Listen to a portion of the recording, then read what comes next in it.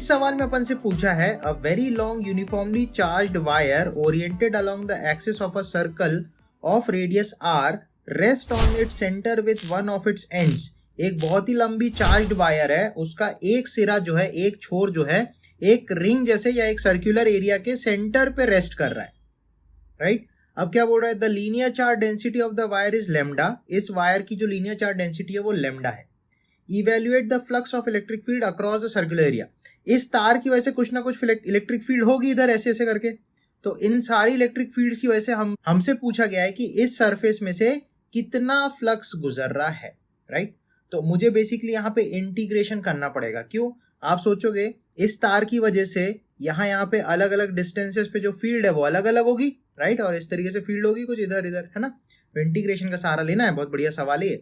हम क्या करेंगे, समझो एक वायर अगर है हमारे पास, राइट, उस wire uniformly infinite semi infinite लंबी जो वायर होती है उसकी वजह से फील्ड हमने निकाल चुके हैं ऑलरेडी। तो उसकी वजह से इलेक्ट्रिक फील्ड आती है k लैम्डा बाय r, ये आती है E पैरेलल। इसी तरीके से E परपेंडिकुलर भी कितनी आती है, k लैम्डा बाय r। तो E पैरेलल और E परपेंडिकुलर निकालना तो अपन जानते ही है, राइट। अब हमको एक चीज सोचनी है, देखो E पैरेलल मतलब इस वायर के पैरेलल इलेक्ट्रिक फील्ड ऐसे ऐसे आएगी, है ना। और E परपेंडिकुलर माने इस वायर के परपेंडिकुलर दिशा में फील्ड आएगी, राइट। तो अपन ये सोच सकते हैं कि इस वायर पे अपन ने एक रिंग मानी, एलिमेंटल रिंग। उस रिंग पे फील्ड कितनी होगी वो अपन निकालेंगे, क्योंकि यहाँ पे जो R है ये R एक्चुअली मुझे स्मॉल r लिखना चाहिए। क्यों? क्योंकि हम एलिमेंटल रिंग मानेंगे और हर एक R अलग अलग होगा, हर एक एलिमेंटल रिंग का साइज अलग अलग होगा। तो हम बोलेंगे फील्ड भी अलग अलग होगी।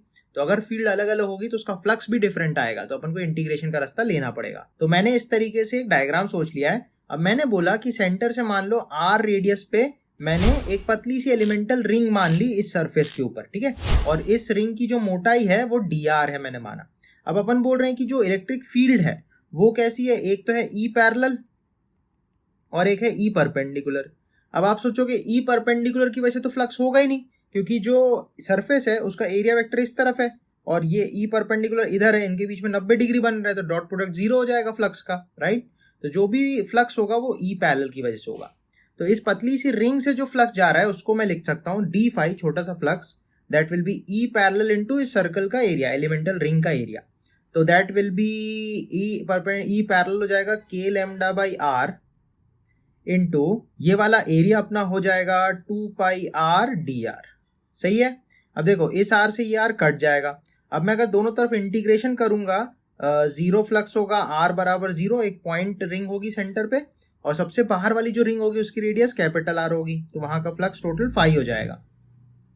तो इंटीग्रेशन से लेफ्ट साइड में 5 मिलेगा, राइट साइड में आएगा k लैम्डा इंटू 2 पाई dr का इंटीग्रेशन सीधा सीधा r लिख सकता हूँ और r से 0 से r लिमिट डालेंगे तो वो r ही बन जाना है। अब आप देखो k को आप लिख देना 1/4 pi epsilon not into lambda into 2 pi capital R।